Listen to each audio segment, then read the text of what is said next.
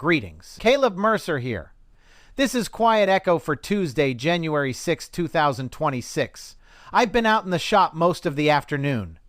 Sometimes you need to work with your hands while your mind chews on something. And I've been chewing on this one for a while. There's a man in Ohio. Name's Brian Massey. He's nearly 80 years old. Lived in his home for 20 years. And his property taxes went up 40%. Not because he added a room. Not because he put in a pool. Not because he asked for a single thing from his government. Just because somebody somewhere decided his house was worth more on paper. And now he owes more. Every year. Forever. Massey said something that's been rattling around in my head all week. He said, "Any tax that can make a citizen homeless is immoral." I want you to sit with that for a second. Any tax that can make a citizen homeless is immoral. That's not a policy position. That's not a talking point. That's a man standing on his own front porch, looking at the home he built his life in and telling the truth. Because that's what we're talking about here. A man who did everything right, worked, saved, paid off his mortgage, raised his family, took care of his property. And now, at nearly 80 years old, he's being told he might not be able to afford to stay. Not because he failed, because the government wants more. Now, Brian Massey didn't write an angry letter and go back to watching the news. He didn't shake his fist at the television and call it a day. He started something. The Committee to Abolish Ohio Property Taxes. Volunteers across 88 counties, gathering signatures, going door to door. Aiming to put a constitutional amendment on the ballot this November that would eliminate property taxes in Ohio entirely. 413,000 signatures needed from at least 44 counties. And they're doing it, clipboard by clipboard, kitchen table by kitchen table. The politicians noticed. Of course they did. Governor DeWine signed a whole package of bills last month, caps on future increases, credits for inflation. $2.4 billion in relief over 3 years, they said. House Speaker Matt Huffman told reporters it should, quote, convince a reasonable voter that something significant has been done. You know what Brian Massey said? "We're not satisfied with just the inside millage. We are going all the way because we want the citizens of Ohio to get their voices heard once and for all."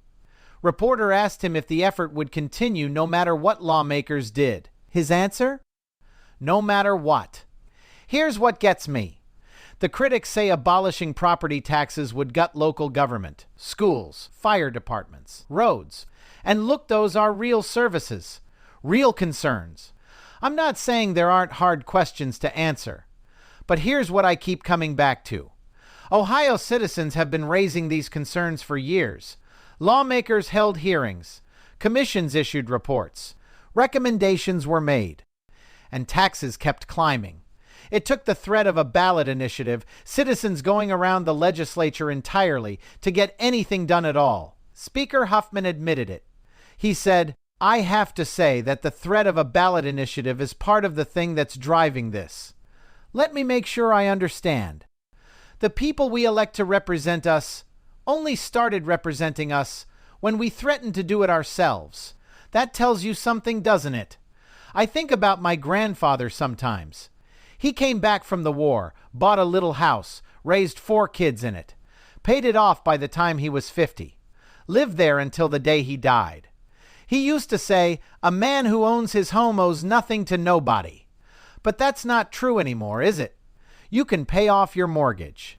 You can own your home free and clear.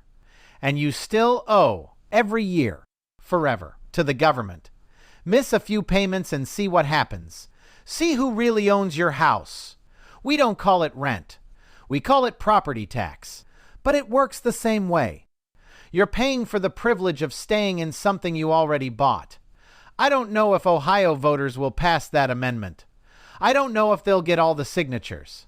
I don't know what happens to schools and fire departments if property taxes disappear. Those are real questions. They deserve real answers. But I know this. A 79-year-old man is out there knocking on doors. Hundreds of thousands of Ohioans are signing their names because they believe deep down that they shouldn't have to pay rent to their own government for the rest of their lives. That's not radical. That's American. We used to understand this. Property rights were the foundation of liberty. A man's home was his castle. Ownership meant something.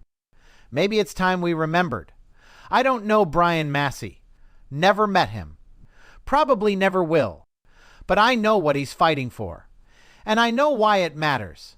Because if a man can work his whole life, do everything right, and still have his home taken away because he can't afford the taxes, then we've forgotten something important about what this country was supposed to be. That's all I've got for today. Stay warm out there. Quiet Echo is part of the Cedar Valley news series. The people in town are fictional, but the events we reflect on are real. If you want to know how Cedar Valley came together in the first place, pick up Quiet Echo. When loud voices divide, quiet ones bring together.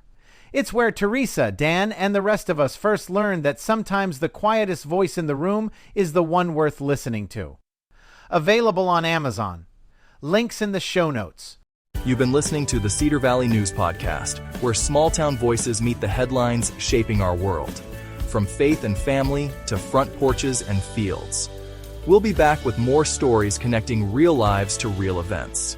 Until next time, keep your porch light on, your faith strong, and your heart open.